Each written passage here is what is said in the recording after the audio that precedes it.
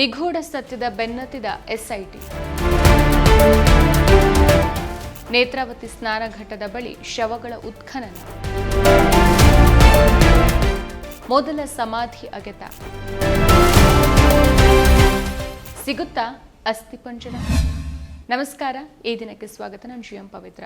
ಧರ್ಮಸ್ಥಳದ ನೇತ್ರಾವತಿ ನದಿ ದಡದ ಅರಣ್ಯ ಪ್ರದೇಶದಲ್ಲಿ ಅನಾಮಿಕ ವ್ಯಕ್ತಿ ಜೊತೆಗೆ ಎಸ್ಐಟಿ ತಂಡ ಸುಮಾರು 20 ವರ್ಷಗಳ ಹಿಂದೆ ಹೂಳಲಾಗಿದೆ ಎನ್ನಲಾದ ಅಪರಿಚಿತ ಶವಗಳ ಶೋಧ ಕಾರ್ಯಾಚರಣೆಯನ್ನು ಮುಂದುವರೆಸಿದೆ.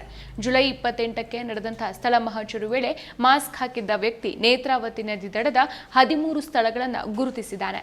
ಸದ್ಯ ಗುರುತಿಸಿದ ಸ್ಥಳದಲ್ಲಿ ಉತ್ಖನನ ಆರಂಭಿಸಿರುವ ಎಸ್ಐಟಿ ಆತ ತೋರಿಸಿದ ಮೊದಲ ಸ್ಥಳದಲ್ಲಿ ಶೋಧ ಕಾರ್ಯ ನಡೆಸಿದೆ. ಆದರೆ ಸುಮಾರು 4.5 ಅಡಿ ಅಗೆದ್ರೂ ಸಹ ಯಾವುದೇ ಕಳೆಬರಹ ಸಿಕ್ಕಿಲ್ಲ ಅನ್ನೋ ಮಾಹಿತಿ ಲಭ್ಯವಾಗಿದೆ. ದೂರುದಾರ ಗುರುತಿಸಿದ ಸಮಾಧಿ ಜಾಗದಲ್ಲಿ ಕಾರ್ಮಿಕರು ಅಗೆತವನ್ನು ಶುರು ಮಾಡಿದ್ರು.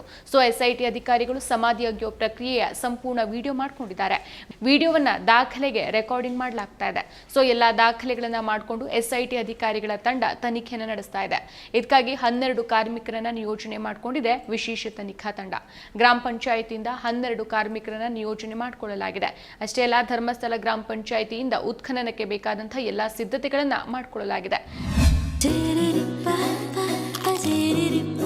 ನನ್ನ ಫೇವರೇಟ್ ನಂದಿನಿ ಚೀಸ್. ಈಗ ಎಲ್ಲರ favourite Nandini cheese. Stella Varghese, ಕಂದಾಯ ಇಲಾಖೆ ಇತರ ಸಿಬ್ಬಂದಿಗಳು ಸ್ಥಳದಲ್ಲೇ ಬಿಟ್ಟಿದ್ದಾರೆ. ಇಂದಿನಿಂದ ಸಮಾಧಿ ಅಗೆಯೋ ಕಾರ್ಯ ಶುರುವಾಗಿದೆ. ಇನ್ನು ಅನಾಮಿಕ ವ್ಯಕ್ತಿ ತೋರಿಸಿದ 13 ಪಾಯಿಂಟ್ಗಳ ಪೈಕಿ ಮೊದಲ ಪಾಯಿಂಟ್ನಲ್ಲಿ ಅಗೆಯಲಾಗಿದ್ದು ಬರೋಬ್ಬರಿ 4 ಅಡಿ ಅಗೆದ್ರೂ ಅಲ್ಲಿ ಯಾವುದೇ ಕಳೆಬರಹ ಕಂಡು ಬಂದಿಲ್ಲ. ಆದರೆ ಅದೇ ಸ್ಥಳದಲ್ಲಿ ಶವ ಇದೆ ಅಂತ ಸ್ಪಷ್ಟವಾಗಿ ಮಾಸ್ಕ್ ಮ್ಯಾನ್ ಹೇಳ್ತಾ ಇರೋದ್ರಿಂದ ಇನ್ನಷ್ಟು ಆಳವಾಗಿ ಹಾಗೂ ಅಕ್ಕಪಕ್ಕದ ಸ್ಥಳವನ್ನ ಅಗೆಯೋಕೆ ಎಸ್ಐಟಿ ನಿರ್ಧರಿಸಿದೆ. ಆ ಹಿನ್ನೆಲೆಯಲ್ಲಿ ಸದ್ಯ ಹಿಟಾಚಿ ಮೂಲಕ ಕಾರ್ಯಾಚರಣೆಗೆ ಮುಂದಾಗಿದ್ದಾರೆ. ಹೌದು, ಸಾಕ್ಷಿದಾರ ವ್ಯಕ್ತಿ ಎಸ್ಐಟಿ ಅಧಿಕಾರಿಗಳ ಜೊತೆಗೆ ಇನ್ನಷ್ಟು ಆಳವಾಗಿ ಅಗೆಯೋಕೆ ಮನವಿ ಮಾಡಿರೋ ಹಿನ್ನೆಲೆ ಹಿಟಾಚಿ ಮೂಲಕ ಅಗೆಯೋಕೆ ತೀರ್ಮಾನಿಸಲಾಗಿದೆ. ಮೊದಲು 1 ಮಾರ್ಕಿಂಗ್ ಜಾಗದಲ್ಲಿ ಕ್ಲಿಯರ್ ಆಗಿ ಅಗೆಯೋಕೆ ಸೂಚನೆಯನ್ನ ನೀಡಲಾಗಿದೆ. 2 ಹಾಗೂ 3ನೇ ಪಾಯಿಂಟ್ಗಳನ್ನ ಸದ್ಯಕ್ಕೆ ಅಗೆಯೋಕೆ ಹೋಗಿಲ್ಲ. ಈಗ 1ನೇ ಜಾಗದಲ್ಲಿ ಆಳವಾಗಿ ಅಗೆದು 12 ಅಡಿ ಆಳ ಅಗೆದ್ರೂ ಸಹ ಜೆಸಿಬಿ ಮೂಲಕ ತೆಗೆಯೋಕೆ ಪ್ಲಾನ್ ಮಾಡಲಾಗಿದೆ. ಸದ್ಯ ಸಾಕ್ಷಿದಾರ ವ್ಯಕ್ತಿ ಹೇಳೋವರೆಗೂ ಉತ್ಖನನ ಕಾರ್ಯವನ್ನ ಮುಂದುವರಿಸುವುದಾಗಿ ಎಸ್ಐಟಿ ಮೂಲಗಳು ಮಾಹಿತಿಯನ್ನ ನೀಡಿದೆ.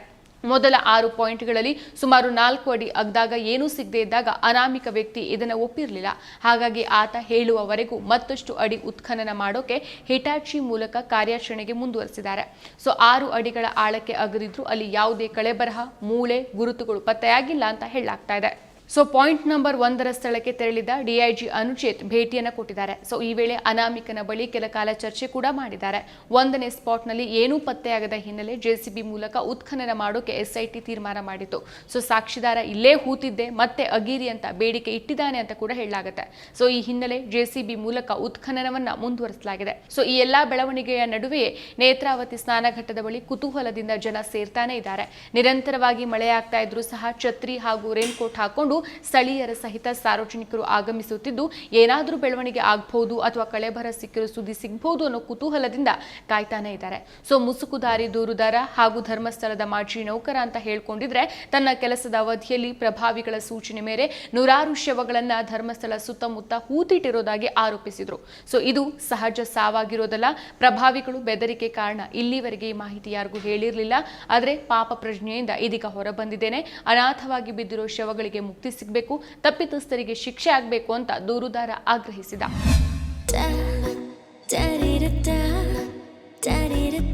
ನನಗಿಷ್ಟ ನಂದಿನಿ ತುಪ್ಪ. ಶುದ್ಧ ತುಪ್ಪ ಅಂದ್ರೆ ನಂದಿನಿ. ಈಗ ಇಡೀ ದೇಶದ ಗಮನ ಸೆಳೆದಿರುವಂತಹ ಈ ಪ್ರಕರಣ ತೀವ್ರ ಕುತೂಹಲವನ್ನು ಕೆರಳಿಸ್ತಾ ಇದೆ. ಅನಾಮಧೇಯ ವ್ಯಕ್ತಿ ಹೇಳಿದ ಸ್ಥಳದಲ್ಲಿ ಸಹಜವಾಗಿ ಮಾನವ ಕಳಬರಗಳು ಅಥವಾ ಅವಶೇಷಗಳು ಪತ್ತೆಯಾದರೆ ಪ್ರಕರಣ ಮಹತ್ವದ ಘಟ್ಟವನ್ನು ತಲುಪುತ್ತೆ. ಅವಶೇಷಗಳ ಮೂಲ ಪತ್ತೆ ಹಾಗೂ ಅಪರಾಧದ ತನಿಖೆ ಮತ್ತೊಂದು ರೀತಿಯ ಸವಾಲಿನದ್ದಾಗಿದೆ. ಹೀಗಾಗಿ ಎಸ್ಐಟಿ ನೇತೃತ್ವ ವಹಿಸಿರುವಂತಹ ಹಿರಿಯ ಅಧಿಕಾರಿಗಳು ಸ್ಥಳದಲ್ಲಿ ಬಿಟ್ಟಿದ್ದಾರೆ. ಪ್ರತಿಯೊಂದನ್ನು ಕಾನೂನುಬದ್ಧವಾಗಿ ಹಾಗೂ ಕ್ರಮಬದ್ಧವಾಗಿ ನಿರ್ವಹಣೆ ಮಾಡಲಾಗ್ತಾ ಇದೆ.